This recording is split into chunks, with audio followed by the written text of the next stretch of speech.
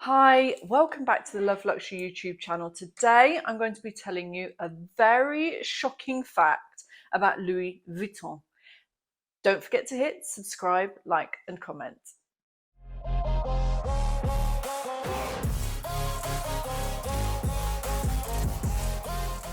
So, as I said, I'm going to tell you a very shocking fact about Louis Vuitton as a brand and the products that they produce. Now, from here on in, I'm going to call it LV, so I don't have to use my very best French accent to say the name Louis Vuitton.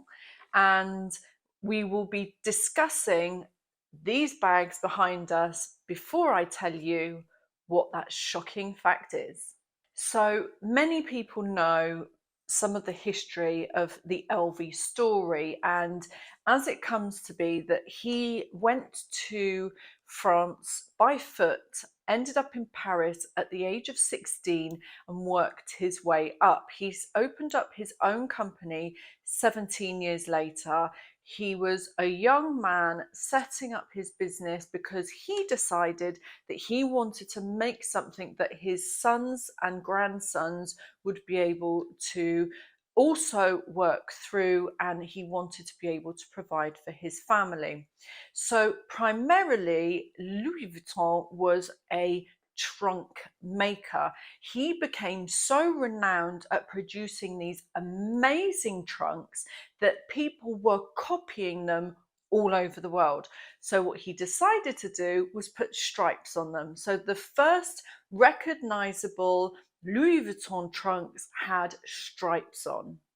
After not too long, he realized that even these striped trunks were being counterfeited. So he decided to incorporate something that really was standout and was going to be very hard for any competitors to reproduce. Then the Damier pattern came into play, and this was 100% based on a chessboard. The base is black and it has a brown overlay, and it's that brown overlay that's in dotted patterns. It's kind of like line dots that creates this beautiful damier effect. So I'm going to show you a damier. This is a lovely damier Alma. It's the smaller size, and as you can see, it's got this brown and light brown pattern, and then it has the Louis Vuitton or LV Paris here. And also you will find that on one point of the bag, there will be a little stamp that says Louis Vuitton Paris, or Louis Vuitton Paris made in France, which is what this one says. So this was the original design that LV made that made them stand out from the crowd, and this was very recognizable in those days. It was introduced in 1889, which is a really long time ago now. We're talking 100 and plus years, 130 years, I believe. And this basically was kind of discontinued. It wasn't really seen very much on any of the products, and the reason for that I'll say later. But this was reintroduced in 1998, and ever since 1998 it's taken on many different forms. It has a summary version called the Damier Azur, which is a blue base with a white overlay. This is the Damier Ebene, which is the black base with the brown overlay, and there are others. So we have the graphite and we have the cobalt as well. So you'll notice that with the Damier Ebene particularly, the trims are cowhide, and it's very shiny, and it has a finish to it. So it has a plasticky, it feels like it has a plasticky finish to it. This makes it very waterproof. So the handles and the trim around the bottom and that hold the handles on is definitely a waterproof trim. So just bear that in mind. We'll take that later on into the conversation a little bit in a minute. So moving on from the Damier, we're going to move on to Monogram. And this is my own personal everyday bag. At the moment, this is the bag that I'm preferring to use because it carries absolutely everything in it. It has 3 compartments. It's got a zipper section at the back, and it's a very easy to use bag. I love a crossbody bag personally, and so for me, this works really well. So as you can see, this is the Louis Vuitton Monogram print, and it has the clovers, it has the LV, it has everything that is synonymous with the LV brand. Now, you would be forgiven for thinking that this was the first of the LV prints. It wasn't. Like I said just now, the Damier was the original print that LV produced, and this was introduced in 1896 after the sad passing of Louis Vuitton, and his son Georges decided to produce something that was in loving memory of his father, and this logo, these patterns took over the market. Everybody absolutely adored it, and this is what is so well known and worldwide recognized in the market. You can literally go anywhere, and if you're carrying a bag like this, everybody is going to know who designed it and where you got it from.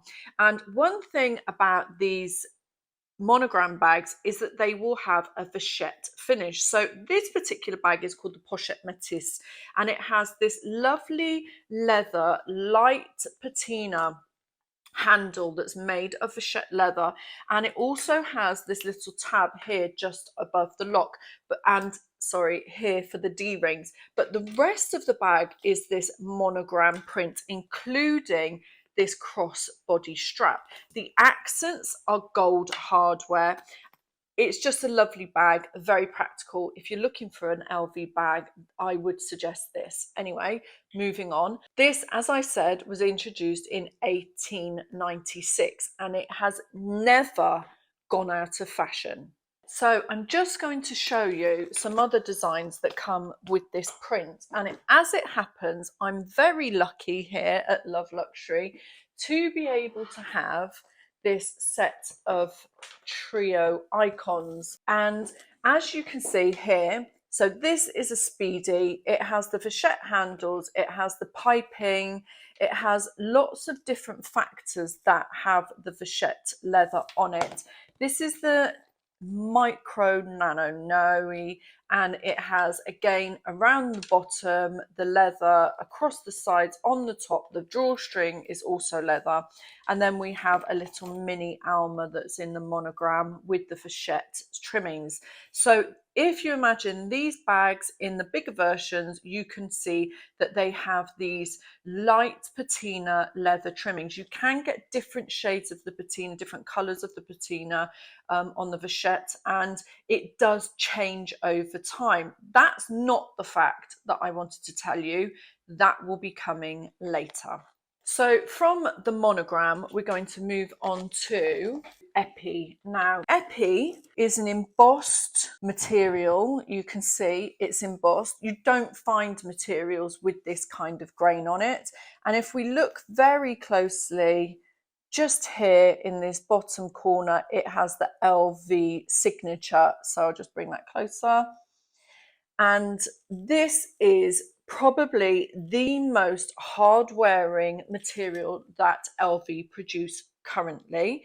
It is waterproof. It is exceptionally resistant to scratches and use. It will literally still look like this in many, many years to come. The Epi comes with the cowhide trim on some parts of the bag. I'm going to show you another Epi bag in a minute, but on this particular model, which is again the same size Alma as the one I showed you before, it has the cowhide handles, the handle holders, and the trim across the bottom of the bag. So all of this is cowhide. This part is a treated and embossed material. We'll go into that a little bit later. So I'm going to show you another model that is Epi, and it's always very well known for being made in Epi, and that is the LV Twist. Now, this is a bag that is not an easily crafted bag to make, hence its hefty price tag. Now, again, you can see the grains there. On this bag, the grains go diagonally. It's to go with this lovely V at the front that has the twist lock, which is the L and the V. And you can see that here on this bag, every part of it is Epi. There are no leather trims. It's just the Epi embossed, and it's with this silver hardware. The silver hardware has the LVs imprinted on it, and that bag, the twist bag, is always made in Epi. I haven't seen it in any other materials yet. So I'm going to move on from the Epi, and we're going to move on to the Vernis. Okay, so essentially this is a patent material. So patent means that the material is covered in a vinyl, and the vinyl basically is a plastic. Plastic is fully waterproof, it's very highly durable, and it really lasts a very long time. However, if you do keep your Vernis patent item for a long time, it becomes sticky to touch and it can crack. So although you may love it at the time of purchase, you may not love it 10 or 15 years down the road.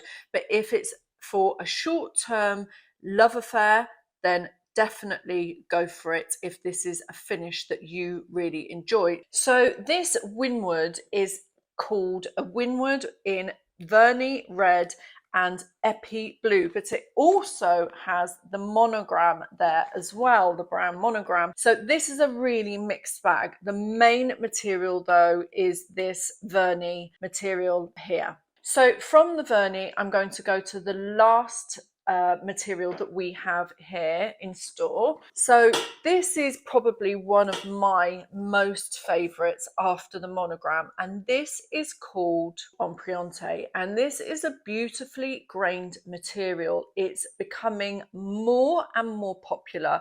We are seeing less and less of the monogram and the Damier products, and we're seeing more and more of the Empreinte. And in this giant monogram logo, I feel that this is a very edgy and cool bag to carry. This is the small version of the On The Go, and it has a great little feel to it. You can fit quite a lot in it. It's a miniature tote, and it works very well as crossbody as well as a top handle bag. So what you will find with the Empreinte is that the material carries on to the handles, and it's the same material throughout. Now, whilst this is a durable material and it will last you a really long time, because it is the material it's made of, it can get scratched, and if you're not careful of the corners in particular, they will become tired over a very short period of time. So looking after this leather and carrying your bag nicely, not abusing it, is really quite important. So I'm going to put this one back and move on to the last material that LV produced that we don't have in store currently. If you're enjoying the video so far, don't forget to hit subscribe, like and comment. So the last material that I want to talk about today, it's not the last material that LV produce. They do produce many, many more. You may not see them as much, but the next most common is Taurillon. Now, the Taurillon is a much softer product than the Empreinte. It's made from young bull, and therefore the structure of the bags will be quite a lot softer, and the most common model of LV bag that we see in this Taurillon is the Capucines bags. So let's see what this shocking secret is, shall we? So the question is, what do these three materials have in common that these two materials don't? So these three are leathers. we have Vernis leather, Empreinte leather, and Epi leather, which means that these two are not leather. Now, some of you may already know that this is a fact, that these are not leather products. They may have leather trims, but the products themselves are not leather. So now you know this shocking secret. These two materials are not leathers. This is a canvas and this is a canvas. Like I just said, they both have leather trims, but they are not leather bags. They are not classed as leather goods. These are both canvas bags. And for those of you who did your homework and you already know that these are canvas, well done. But many people on the market don't know. And the way that I know this is because lots of people say to me, oh, can I put a leather protecting spray on my Monogram or my Damier Ebene? And the answer I have to tell them is no, it's not necessary. Your product is not leather. However, on the Monogram, you may find these leather trimmings, and those leather trimmings can be treated, but you would need to protect the rest of your bag. So if you have a carbon spray or a waterproof spray that you want to put on your Pochette leather to prevent it from getting water droplets or from patinaing to a darker color, then that's fine. But just make sure that you cover the rest of the bag so that the spray doesn't go on, because it's actually very difficult to remove from the canvas and the finish. Let's talk a little bit more, shall we, about this canvas that I'm talking about. So I'm holding up a Clemence wallet. It's a lot smaller for me to hold and easier therefore for me to tell you about how these bags are produced. Now, the canvas is 100% cotton. This 100% cotton is then coated in a polyvinyl chloride. And as you heard in the middle, polyvinyl chloride, in the middle it said the word vinyl. Vinyl is plastic. This coating that's on the outside of the canvas is plastic. Therefore, it's fully waterproof, and it also makes the canvas very, very durable. So there is no need to treat this because effectively it's already been treated. The canvas has already been treated with the polyvinyl chloride coating. And it's this polyvinyl chloride coating that creates this leathery feel that tricks people into believing that the product they're purchasing is in fact a leather. It's not, it never has been, and it never will be.